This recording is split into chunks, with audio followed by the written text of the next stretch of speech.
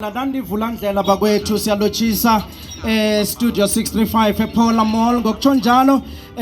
siphethe ivulandlela lapha njengoba nikuza kukhumbula ukuthi ingoma lekazi inabavumi mbala Nandi Vulandlela madoda emvumeni we-jazz uyamazi emva ku-Ladies in Jazz the multi-award winning Zodwa Mabhena lochana emhathweni Flair FM FM ngilochisa nguyo uZodwa Mabhena uqinisile ngilo ivulandlela the multi-award winning artist yalapha kwaNdebele akusiyo yakude nguye lo Zodwa akhe sikuthathe sikubuyisele emva kwi-Ladies in Jazz sikwazi lapho njenge-bass guitarist sithomela yona la yathoma khona lento uze nayo fika namhlanje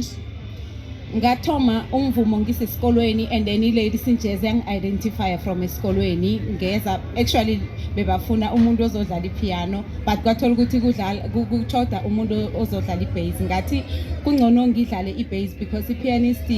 singayithola kwesinye nesinye isikhathi baningi so that's where I began ukudlala i-bass kwakungawuphi unyaka nangese usithatha ngamehlo emkhumbulo usibuyisele emva kwakungo 2004 sesibala iminyakana hle solo ubetha igatara uZodwa Mabhena lo nangese umhlathulula uzokuthi ngubani uZodwa Mabhena emntwini othoma ukuzwa ngoZodwa Mabhena namhlanje uZodwa Mabhena umvumi uyi-music teacher uyi-actress uyi-producer and uyi-founder ye-South African School of Music and she's a sister unguhari kwabanye ungumani kwabanye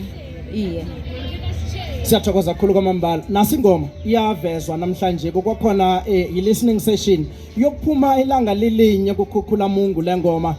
njengoba nake siba mhatsho wokuthoma ukuthwaya umlando ukuthi ke sidlale lengoma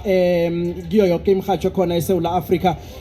iphetheni lengoma wenzeni uZodwa Mabhena kule ngoma ethi Vuka Ndebele njengoba nasiyilauncha namhlanje kwakhona i-listening session namhlanje ngithe next nangithola isimemo sokuthi ngizoba yingcenye yale ngoma ngajabula kakhulu ngoba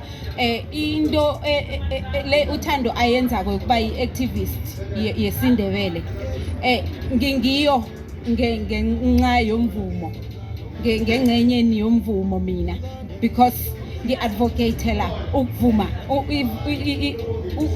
igido leli engilivumako ngesindebele ukutshengisa umuntu ukuthi kuyakhonakala